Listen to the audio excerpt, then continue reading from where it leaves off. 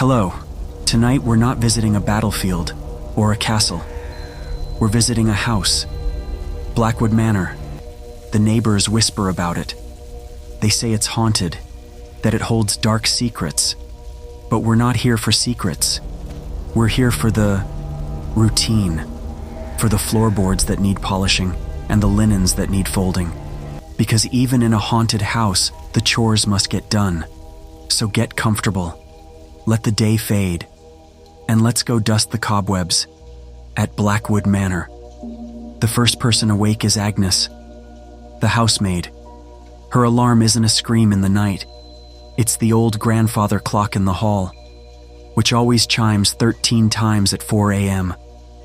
Agnes says it's just showing off. She shuffles out of her cot in the attic, and her first task is the upstairs hallway. The family says this hallway is haunted by Lady Eleanor, who supposedly floats by the window, weeping. Agnes has seen Lady Eleanor. She says the ghost is just a draft from the window frame that catches the curtains, and that it's her job to patch it with a bit of cloth.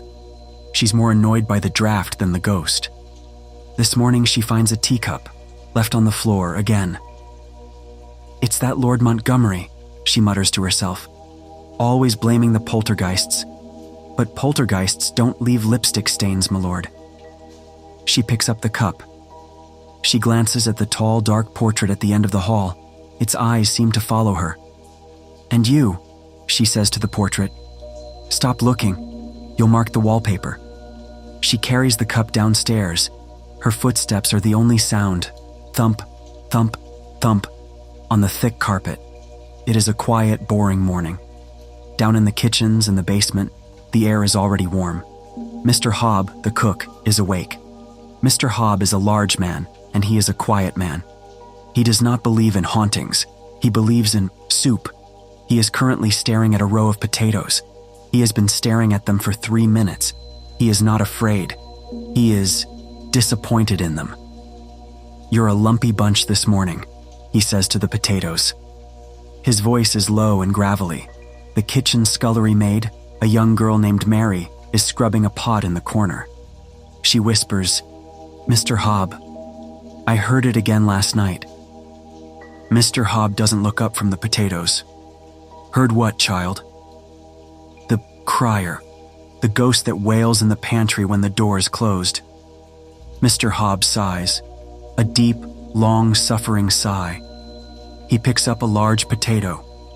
He walks to the pantry door and pulls it open. A loud, high-pitched screech fills the kitchen, the door's old iron hinge, wailing in the dark. Mr. Hobb looks at Mary. Mary looks at the floor. That's not a crier, child, he says softly. That's a hinge that needs oil, and we are out of oil. He closes the door. Screech. Now, he says, returning to his table. The master wants stew, and this stew will not be haunted. It will be lumpy. He begins to chop the potatoes. Thud, thud, thud. The sound is steady. It is boring. It is the only sound in the kitchen. If you like this, we can keep going. We can add a vignette about the groundskeeper in the foggy garden, or the stable hand tending to the horses in the dark. Outside the manor, the fog is thick. It clings to the ground like a wet, gray blanket. You can barely see the trees. They just look like tall shadows. But Silas, the groundskeeper, is already at work. He is a very old man. His back is bent, and his beard is the same color as the fog. His task this morning is the rose garden. The other servants won't come here before sunrise. They say the fog is full of whisperers, lost souls who try to speak to you. Silas is kneeling in the damp earth, a pair of rusty shears in his hand. He hears the whispering. It sounds like shh, shh, a faint papery sound, moving all around him in the mist. Silas stops kneeling. He sighs, a long, slow, tired sigh. He turns his head. Be quiet, he mutters. Not to the ghosts, but to the wind. The whisperers, he knows, are just the dry, dead leaves from the oak tree, scraping along the gravel path. Shh, shh. Always talking. he grumbles, but never saying anything useful. He finds what he's looking for, a rose bush, black with rot. The young master of the house says this bush is cursed, that it died in a single night from a spectral blight. Silas looks at the bush. He pokes the soil at its base. Spectral blight, he scoffs under his breath.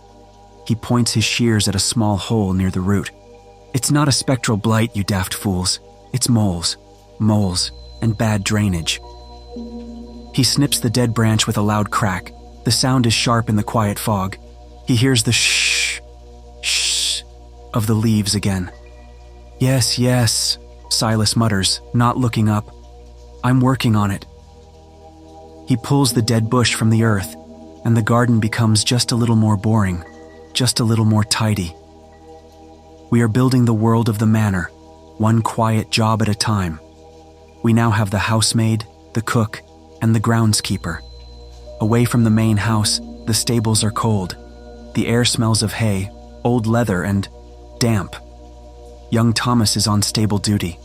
He is only 16, and he does not like the dark. His only light is a single smoky lantern. The small flame makes the shadows jump and dance. The other servants joke about the stables. They say a groaning spirit haunts the stalls, a soul that wails for its lost horse.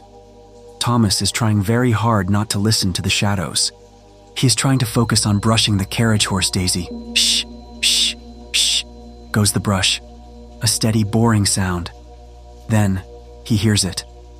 From the darkest stall at the very end, a low, long groan. Thomas freezes. The brush stops. He holds his breath. The groan comes again. Maroon. It's deep. It sounds unhappy. Hello? Thomas whispers. His voice is a tiny thing in the big dark barn. The shadows jump. He picks up his lantern. The metal handle is cold. He walks slowly. His boots are quiet on the straw-covered floor. 1 step, 2 steps. The groaning gets louder. He reaches the last stall. This is where the master's prized stallion lives. A huge, mean-tempered horse named Omen. Thomas lifts the lantern. He peers over the wooden door, expecting to see a ghost or a demon. He sees Omen. The horse is lying on his side, fast asleep. And as Thomas watches, Omen's belly rumbles, and the horse lets out a long, slow, rumbling fart. Omen kicks one leg in his sleep and snores. Thomas leans his head against the stall. He lets out his breath. You're not a groaning spirit, Omen, Thomas whispers, a small smile on his face. You just ate too much clover. He pats the horse's neck. Sleep well, you gassy old beast. He turns around and walks back to Daisy. The shadows don't seem so scary anymore. Shh, shh, shh, goes the brush. It is late, well past 10 o'clock. The rain has begun to tap against the tall windows of the manor.